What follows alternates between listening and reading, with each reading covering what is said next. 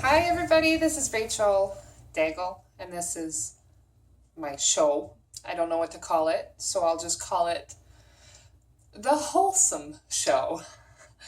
Anyway, today I wanted to talk to you about sourdough bread. It's really easy to make. You can complicate it as much as you want, but the more complicated it is, the less likely you are to do it. So I'm going to show you a really easy way to go about it. It takes no time at all, and then you have all the starter you need to make your bread. I have two really big bread eaters in my family. My husband, my partner, whatever you want to call him, and my son. So it's going to save me a lot of money to make my own sourdough bread. So very simple. I have everything on the table here. I got some spring water. It can be any water, really.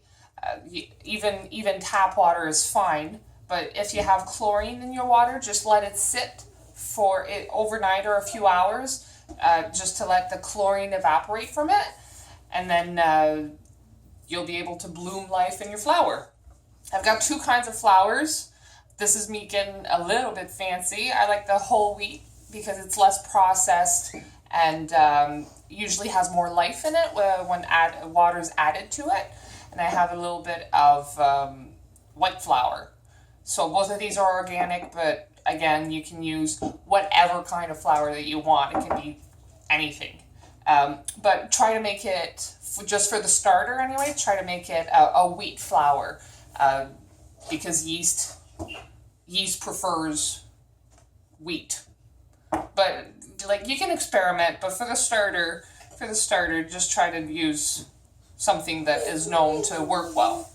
And then I've got a glass jar, a paper napkin, a paper napkin because I didn't have any fancy tissues to put it on top once it's done, and then something to stir. I don't use anything metal with the starter because it can react. But yeah, this is just a plastic spoon. If it's stainless steel, you can use it.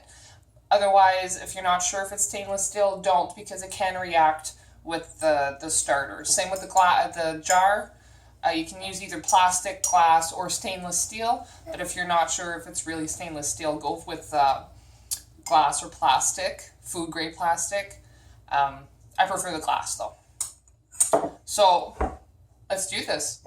It's as easy as this. Put your flour in, making a mess as usual.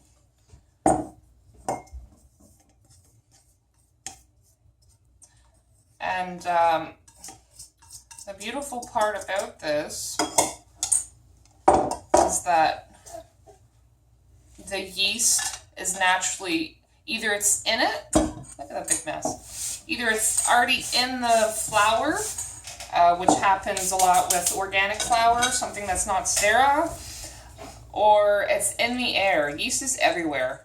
Sometimes it's on fruit, sometimes it's on other bread, but really if you don't have a starter around, like, you can buy starters, but I don't know. I prefer having something that's from around me. So it's like a local bread, if you want to call it that way. But I mean, you're gonna get different textures with different starters. The yeast in your area might not have it might not rise very much. I don't know. You have to try it out. You have to test it. If it doesn't rise very much, either you adjust your taste, which you can always do, or you can add some yeast. But why would you make a sourdough starter if you want to add some yeast, right? So I like it quite liquid. It's not really mixed. Yeah, I like it pretty liquid. Not too liquid, but pretty liquid. I'll show you.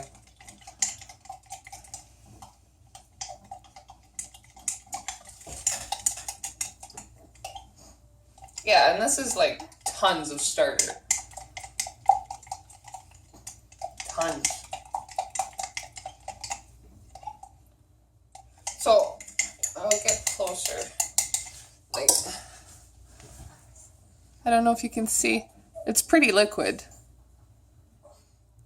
but still thick a little bit. I wonder if I shouldn't. Well, anyway, you can always adjust.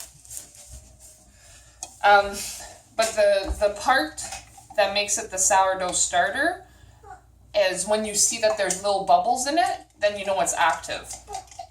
So if you don't see any bubbles with it in it after a couple of days, then you add some more flour, you add a little bit more water, and you keep testing it. But really, you put the paper towel or whatever cloth you have, and you just go like this. Don't close it tight because it does need air. This is going to become a living, breathing entity. So yeah, it needs air. But yeah, that's it.